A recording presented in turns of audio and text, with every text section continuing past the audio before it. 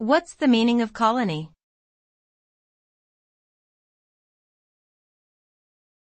Colony.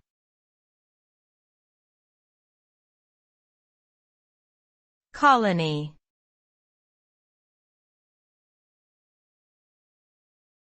Colony.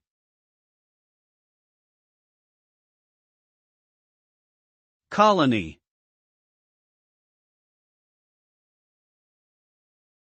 The term colony refers to a group of people who settle in a new territory and establish a community that is generally governed by the country or nation from which they originated.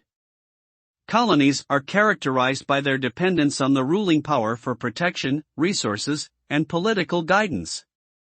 The establishment of colonies has historically been used as a means of expanding empires and exerting control over new territories.